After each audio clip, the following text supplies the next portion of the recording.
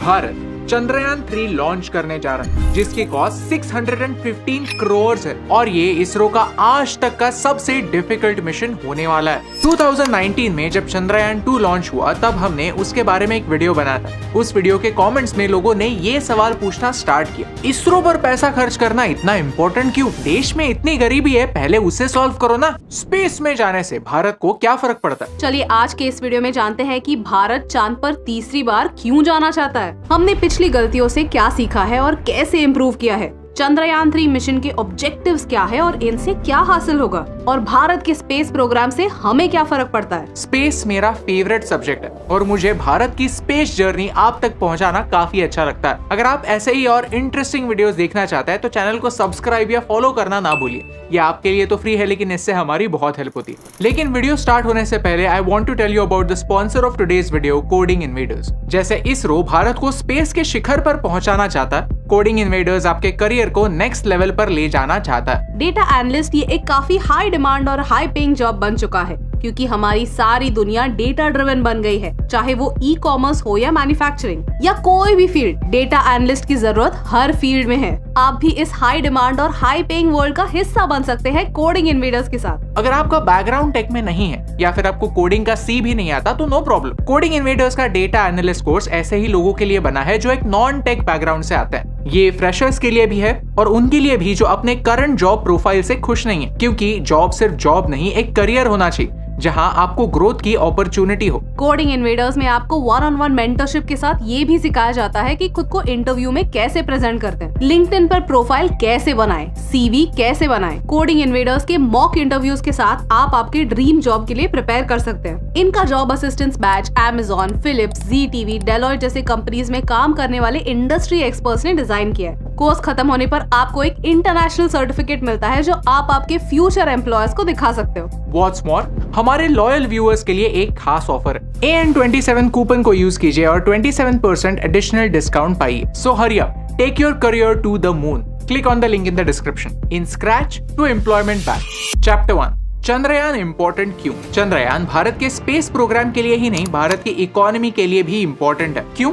चलिए जानते हैं। अक्सर जब हम कोई स्पेस डॉक्यूमेंट्री देखते हैं तो लगता है कि चांद पृथ्वी से ज्यादा दूर नहीं है, लेकिन सच तो ये है कि चांद और पृथ्वी के बीच इतना ज्यादा डिस्टेंस है कि हमारे सोलर सिस्टम के सारे प्लैनेट्स बीच में फिट हो जाएंगे। The moon is very far, जो हमने इस वीडियो में एक्सप्लेन भी किया है। मून सिर्फ एक सैटेलाइट नहीं, एक जियोपॉलिटिकल माइलस्टोन है। जब हम मून लैंडिंग की बात करते हैं तो हमारी आंखों के सामने नील आर्मस्ट्रांग और बज एल्ड्रिन की ये इमेजेस आती है, लेकिन बहुत कम लोग ये जानते होंगे कि अमेरिका से पहले USSR चांद पर पहुंचा था, लूना 2 के साथ, वो भी अपोलो 11 मिशन से 10 साल पहले। ऑफ कोर्स रशिया ने कभी भी इंसानों को मून पर नहीं भेजा है, लेकिन चांद पर पहुंचने वाले वो पहले थे। दुनिया में ऐसे सिर्फ 3 देश हैं जिन्होंने चांद पर सॉफ्ट लैंडिंग किया है, अमेरिका, रशिया और चाइना। सॉफ्ट लैंडिंग का मतलब है सेफ लैंडिंग, यानी लैंड करने के बाद स्पेसक्राफ्ट सेफ हो। ये सॉफ्ट लैंडिंग काफी इम्पोर्टेंट है, क्योंकि एक बार हमने ये प्रूव कर दिया कि इसरो सॉफ्ट लैंडिंग कर सकता है तो हम इम्पोर्टेंट इंटरनेशनल स्पेस प्रोजेक्ट्स ले सकते हैं। जो काम आज नासा कर रहा है और पैसे कमा रहा है,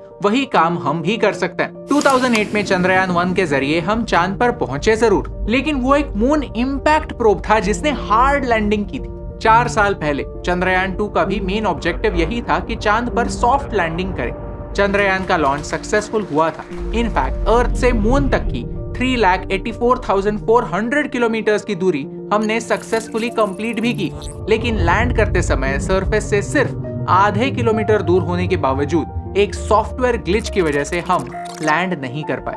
प्लान ये था कि विक्रम रोवर मून के सरफेस पर 14 दिनों के लिए स्टडी करेगा और इन्फॉर्मेशन हम तक पहुंचाएगा, लेकिन कम्युनिकेशन डिवाइसेस फेल होने की वजह से मिशन अधूरा छूट गया। अब चंद्रयान 3 ये मिस्टेक्स रेक्टिफाई करना चाहता है और भारत के लिए ये एक सुनहरा मौका है हमारी इम्प्रूव टेक्नोलॉजी दुनिया को दिखाने का। ये सारी इम्प्रूवमेंट्स हम चैप्टर 2 में जानेंगे। चंद्रयान 3 के बारे में एक स्पेशल बात है और वो है उसकी लैंडिंग लोकेशन। अर्थ और मून एक वन साइडेड रिलेशनशिप में। आपको पता ही होगा कि मून अर्थ से टाइडली लॉक्ड है। मीनिंग ये है कि मून की सिर्फ एक ही साइड हमेशा अर्थ को दिखती है और दूसरी साइड नहीं। मून का 41% हिस्सा पृथ्वी से छुपा हुआ रहता है। सिमिलरली मून के साउथ पोल में ऐसे बड़े बड़े क्रेटर्स हैं जहां अरबों सालों से सनलाइट पहुंचा ही नहीं है। इन क्रेटर्स को स्टडी करके हम हमारे सोलर सिस्टम के ओरिजिन्स के बारे में इंपॉर्टेंट इंफॉर्मेशन पा सकते हैं। माना जाता है कि इन क्रेटर्स में पानी छुपा हो सकता है, वो भी थोड़ा बहुत नहीं, 100 मिलियन टन पानी। एट द सेम टाइम यहाँ hydrogen, ammonia, methane, sodium, mercury, silver जैसे एसेंशियल रिसोर्सेज हैं। ये लोकेशन आने वाले स्पेस मिशंस के लिए एक इम्पोर्टेंट स्टॉप बन सकता है। Chapter 2 Why this mission is different। Chandrayaan 2 और चंद्रयान 3 में इम्प्रूवमेंट्स क्या हुई? 5 पॉइंट्स है और सबको एक एक करके समझते हैं। Number 1 is payload. 2019 के मिशन में हमारा पेलोड थोड़ा और कॉम्प्लेक्स था, जहां 3 मेन कंपोनेंट्स थे, लैंडर, रोवर और ऑर्बिटर। 2023 के मिशन में हमारा पेलोड सिंप्लीफाई हो चुका और यहाँ सिर्फ लैंडर और रोवर ही है। 2019 में हमारे ऑर्बिटर ने उसका मिशन कंप्लीट किया था, इसीलिए इस बार ऑर्बिटर को इंक्लूड करने की जरूरत नहीं पड़ी। Number 2 powerful lander. चंद्रयान 3 के टीम ने चंद्रयान 2 के मिस्टेक से इम्पोर्टेंट लेसन सीखे हैं। हमारे लैंडर के लेग्स और ज्यादा स्ट्रॉन्ग बनाए हैं ताकि वो इम्पैक्ट को बेहतर तरीके से रेजिस्ट कर पाए और सरवाइव कर पाए। पहले हमारा इंजन उतना पावरफुल नहीं था, तो वो लैंड करने से पहले सही समय रहते अपना स्पीड कम नहीं कर पाया और उसे एग्जैक्टली जहां पर लैंड करना था उस स्पॉट से कुछ 750 मीटर्स दूर जाकर गिरा। अब हमारे लैंडर की इंजन कैपेसिटी बढ़ाई गई है। एट द सेम टाइम उसमें हज़ार डिटेक्शन सिस्टम भी ऐड हुआ है। Number 3 instruments. मून अर्थ को स्टडी करने के लिए एक ग्रेट प्लेटफॉर्म बन जाता है, जिससे हम हमारी पृथ्वी के बारे में डेटा कलेक्ट कर सकते हैं और फ्यूचर मिशंस प्लान कर सकते हैं। इनका यूज वेदर पैटर्न डिटेक्शन के साथ साथ एक्सोप्लैनेट्स के स्टडीज में भी हो सकता है। चंद्रयान 3 में शेप यानी स्पेक्ट्रोपोलरिमेट्री ऑफ हैबिटेबल प्लैनेट अर्थ नाम का एक इंस्ट्रूमेंट होने वाला है, जिससे हमारी अर्थ का डेटा रीड करके हमारी सोलर सिस्टम के बाहर हैबिटेबल एक्सोप्लैनेट्स ढूंढने में यूज हो सकता है। Number 4 launch vehicle.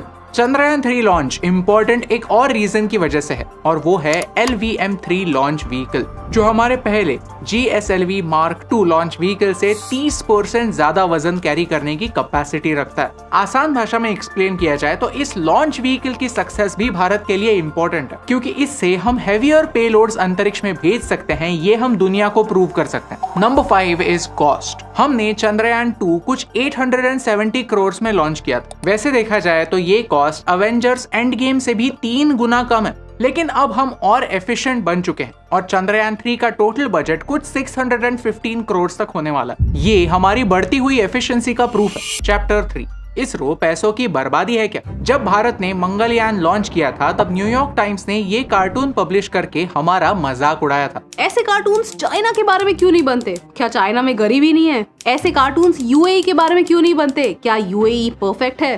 भारत एक उभरता हुआ देश है, भारत एक डेमोक्रेसी है और फिर भी स्पेस जैसे सेक्टर्स में एक इम्पोर्टेंट रोल प्ले कर रहा है। शायद ये बात कुछ वेस्टर्न लोगों को हजम नहीं होती, फिर वो ऐसा सवाल पूछते हैं कि इंडिया अफोर्ड स्पेस प्रोग्राम? चलिए एक सिंपल सा सवाल पूछते हैं कि हम हर साल हमारे स्पेस प्रोग्राम पर कितना खर्च करते हैं। इसरो के बजट्स पर सवाल आने वाले हैं, ये सतीश धवन सर को पता था। इसीलिए जब वो इसरो के चीफ बने तब वो सैलरी के तौर पर सिर्फ 1 रुपया लिया करते थे और इसी एफिशिएंसी की लेगेसी इसरो आगे भी कैरी करता है। ये चार्ट देखिए, हम पिछले 20 सालों से कंसिस्टेंटली हमारे स्पेस प्रोग्राम का बजट बढ़ा रहे हैं। That's a fact. लेकिन ये हमारे GDP का सिर्फ 0.8% है। To put things in perspective, हम हमारे पोस्टल सर्विसेज को चलाने के लिए 36,000 करोड़ स्पेंड करते हैं, लेकिन इन पैसों में हमें क्या मिलता है? हमारे फ्रेंडली नेबर चाइना पर नजर रखने के लिए आंखें मिलती है। चाइना को भारत से इतना लगाव है कि अरुणाचल और लद्दाख में वो अपने लोग भेजता रहता है, वहाँ ऐसे सेटलमेंट्स बनाता रहता है और धीरे धीरे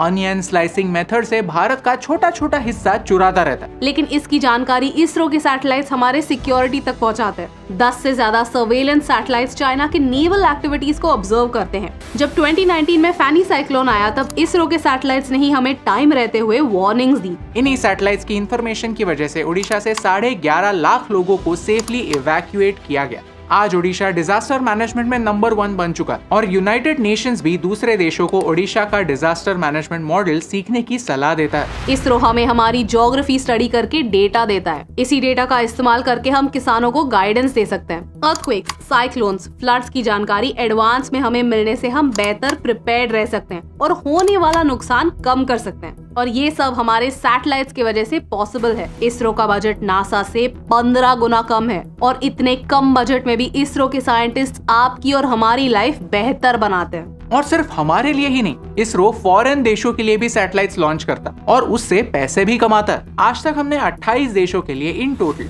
239 सैटेलाइट्स लॉन्च किए हैं। पूरी दुनिया भारत के टैलेंट और एफिशिएंसी पर इतना विश्वास करती है, ये हमारे लिए गर्व की बात। स्पेस एक $multi-billion इंडस्ट्री बन चुकी है और चंद्रयान 3 के जरिए हम चांद पे छुपे रेयर मेटल्स और मिनरल्स का इस्तेमाल ह्यूमैनिटी के फ्यूचर के लिए कर सकते हैं। वीडियो की शुरुआत में हमने कहा कि इसरो भारत की इकोनॉमी के लिए भी इम्पोर्टेंट है। हाल ही में भारत में स्पेस स्टार्टअप्स को एक बड़ा बूस्ट मिला है और इसरो कई स्पेस स्टार्टअप्स को एनकरेज और गाइड कर रहा है। क्योंकि सैटेलाइट लॉन्चिंग इंडस्ट्री आज एक $13 बिलियन की इंडस्ट्री बन चुकी है और आने वाले 5 सालों में ही $24 बिलियन की होने वाली है। अगर हम इस इंडस्ट्री का 20% भी कैप्चर कर पाए तो हम हर साल हमारे स्पेस बजट से 10 गुना पैसा भारत में ला सकते हैं। और ये बात विक्रम साराभाई जानते थे। He is known as the father of Indian space program. जब नेहरू जी ने विक्रम साराभाई से कहा कि भारत एक गरीब देश, हमारे पास कई सोशल प्रॉब्लम्स हैं, हम एक स्पेस प्रोग्राम अफोर्ड नहीं कर सकते, तो साराभाई ने उन्हें कहा कि हम एक गरीब देश हैं, हमारे पास कई सोशल प्रॉब्लम्स हैं, इसीलिए हमें एक स्पेस प्रोग्राम की जरूरत है। ये विजन ही है जो आज इसरो को नई बुलंदियों तक पहुंचा रहा है। जहां बाकी के देश स्पेस का इस्तेमाल वेपनाइजेशन के लिए करते हैं, हम स्पेस का इस्तेमाल इंसानियत को बेहतर बनाने के लिए करते हैं। अगर आपको इस वीडियो से वैल्यू मिली, कुछ नया सीखने मिला, तो हमें फॉलो करना ना भूलिए and make sure to check out coding invaders. इस कूपन को यूज कीजिए और एडिशनल डिस्काउंट पाइए और जॉब असिस्टेंस बैच को ज्वाइन करके अपने करियर को एक टेक बूस्ट दीजिए। Link in the description. क्योंकि आपका तो पता नहीं, लेकिन कभी भी मैं इसरो के किसी नए लॉन्च या फिर नए अचीवमेंट के बारे में सुनता हूँ तो बड़ा प्राउड फील करता हूँ, क्योंकि हर सक्सेस के हीरोज हमारे ये साइंटिस्ट हैं। ये वो लोग नहीं जिन्हें नासा ने रिजेक्ट किया है, ये वो लोग हैं जिन्होंने नासा को रिजेक्ट किया। ये वो लोग हैं जो जानते हैं कि भारत में ब्यूरोक्रेसी है, बाधाएं हैं, बजट कम है और प्रॉब्लम्स कई ज्यादा। हम वही भारत देश हैं, लेकिन साथ ही साथ हम वही भारत देश हैं जिसके लिए स्काई एक लिमिट नहीं, एक सीढ़ी है, जिसके ऊपर चढ़कर हम आने वाला कल सुनहरा बना सकते हैं। और यही इंपॉर्टेंट बात आप तक पहुंचाने से मुझे फर्क पड़ता। हे दोस्तों, thank you so much for watching this video till the end. अगर आपको ये वीडियो अच्छा लगा तो वो लाइक बटन प्रेस कीजिए। ऐसे ही और वीडियोस देखने के लिए चैनल को सब्सक्राइब करना ना भूलिए। The father of Indian space program Vikram Sarabhai की इंस्पिरेशनल कहानी सुनने के लिए यहाँ पर क्लिक कीजिए। स्पेस मेरा फेवरेट सब्जेक्ट है और उसके बारे में काफी बढ़िया वीडियो मैंने यहाँ पर पोस्ट किया है, यहाँ पर देखिए। Thank you so much for watching, क्योंकि आपके सपोर्ट से हमें फर्क पड़ता है।